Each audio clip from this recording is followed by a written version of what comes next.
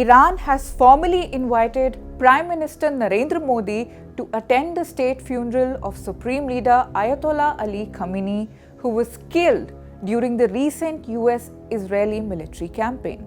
On the surface, it is a diplomatic courtesy. Delhi has not said yes, but Delhi has not said no either. And in that silence lies one of the most uncomfortable diplomatic dilemmas for India. So if the Prime Minister attends, Israel and Washington will take note. If he stays away, Tehran will certainly notice. This is no ordinary funeral. It comes just weeks after a devastating regional war. At a time when India is trying to revive oil imports from Iran, protect Chabahar Port, secure the international north-south transport corridor, strengthen ties with Israel, deepen defense cooperation with the United States, and maintain its reputation as a country that talks to everyone. One invitation, 3 strategic partners, and no easy decision. The question is how India balances its policy of multilateralism to keep a neutral stance and yet keep all the sides pacified.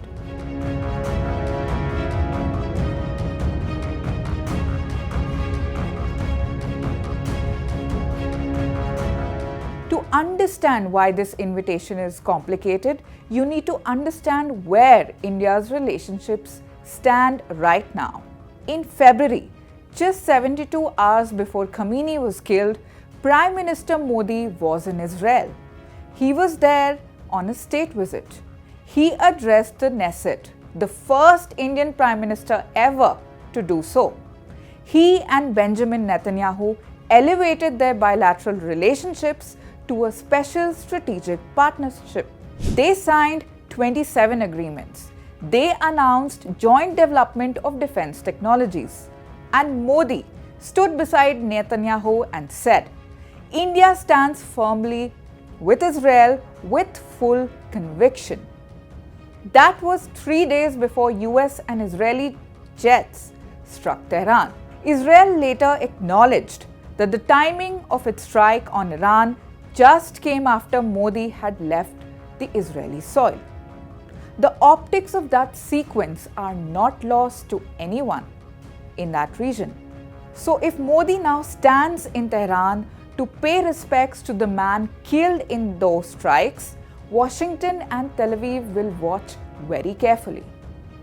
India can say it is simply respecting a foreign leader, not endorsing Iran's policies.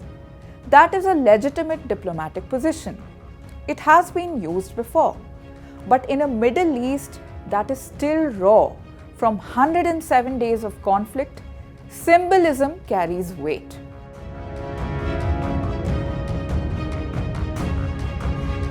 But here is the thing, not attending carries its own cost, and it may be higher than many in New Delhi want to admit.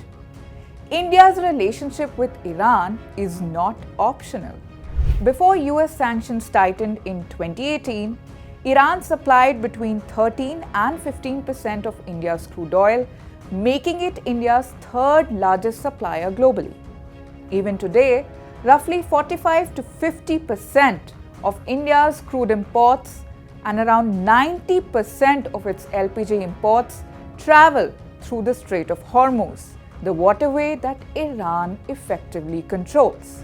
When Iran shut it down during the 2026 conflict, India's energy supply took a direct hit. Millions of households felt it. And then there is the Chabahar Port. India signed a landmark 10-year agreement with Iran in May 2024 to operate the Shahid Busheshti terminal, a $120 million commitment with a $250 million credit line attached. Chabahar is India's only land access route to Afghanistan and Central Asia that bypasses Pakistan entirely. It is a direct counter to China's Gwadar port, next door in Pakistan. When US sanctions forced India to wind down its Chabahar involvement, a geostrategic price built over a decade, was placed at serious risk. New Delhi is now reportedly considering selling its stake in the port to a local Iranian entity. If India snubs Iran's invitation entirely at this moment of national mourning, Tehran will notice. The Chabahar project could become impossible to revive. The strategic corridor that bypasses Pakistan and counters China may be lost to India permanently.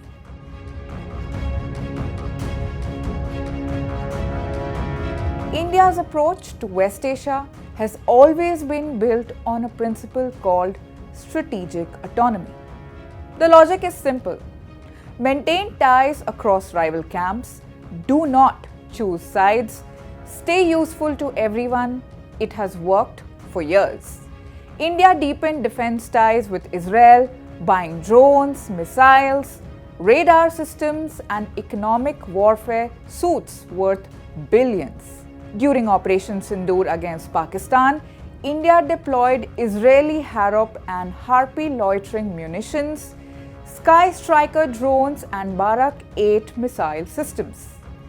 Israel stood alone among Western nations in declaring its unequivocal support for India's military operation. At the same time, India remained engaged with Iran, participated in the Shanghai Cooperation Organization alongside Tehran, and kept the Chabahar conversation alive. But in 2026, Iran war exposed the limits of this balancing act. When US and Israeli jets struck Tehran, India issued a call for restraint and dialogue. It did not name the aggressors, it did not condemn the strikes, it did not offer to mediate. Strategic autonomy, as one analysis in The Diplomat put it, works well during peacetime, but becomes costly during active conflict, when silence on one side is read as endorsement of the other. Iran noticed. India's fellow BRICS members, China, Russia, South Africa, gave Tehran vocal support. India's position was perceived within BRICS and across the region as ambivalent at best. Pakistan, of all countries, positioned itself as a mediator between Washington and Tehran. India's strategic autonomy looked in that moment less like balance and more like paralysis.